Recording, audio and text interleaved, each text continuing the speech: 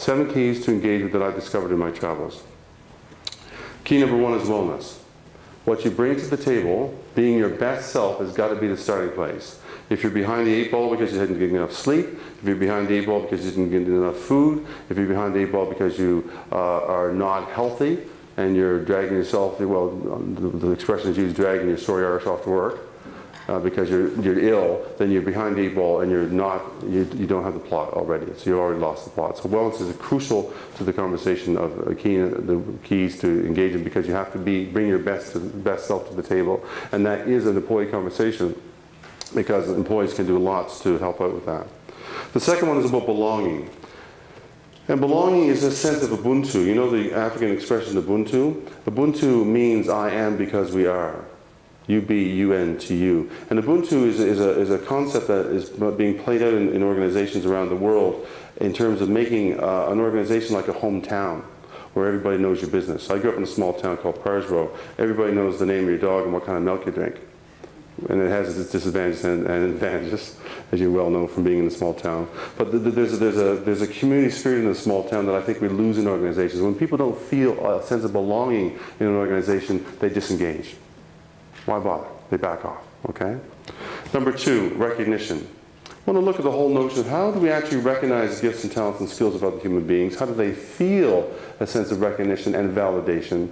And what does that look like? So I'm going to do an activity around that just to reinforce that point with you as well. So wellness, belonging, recognition. And the 4th key to engagement is trust. If you don't trust what's going on, or if you have this attitude of here we go again, which is the opposite of trust, is mistrust, then you're not going to engage. You're going to step back and watch for that change to take place. Have you ever been in an organization where the latest thing was Project Y, and you were actually part of Project Q as well, and you remember how that went? And you go, I'm not engaging in Project Y because I saw what happened in Project Q. The leadership didn't back it, the funding was cut off. So there's this whole notion of lack of trust that we have to deal with if you want to help people engage in the work that they do.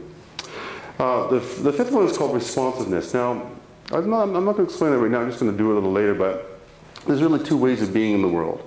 2 ways of being. You can be responsive to life around you. I can be responsive to this fellow here, responsive to this gal in the front row, or I can be resistant to them. If I'm resistant to them, that creates a whole other energy. It's called difficult people.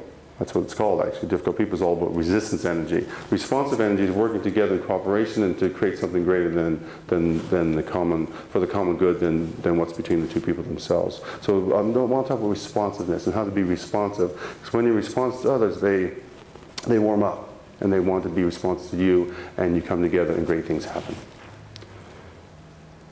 The 6th key of engagement is perspective. Often people have blinders on. They see the narrow part of life, and they see a certain perspective, and the fact they have little antennas on their heads, and they only want to see that one thing. It's like having colored glasses on. You can only see a certain spectrum of life. And so when you have a narrow, locked-in perspective, you see things as being more negative than they really have to be. And so when you have an open perspective, when you have a broader perspective, you can actually step back and say, well, yeah, there's some bad stuff to that, but hey, there's also some good stuff to that. So where do I want to put my energy and time and talents? On good or bad, or right or wrong, or up or down, whatever you want to look at. So your perspective in life is pretty powerful stuff. I want to talk about the 10-90 principle that helps you understand how your mental perspective is pretty powerful. And last, and certainly not least, the whole notion of service. That the 7th key of engagement is actually having something to serve that's greater than you. So it's about service above self. We'll talk about some thoughts and ideas around service above self.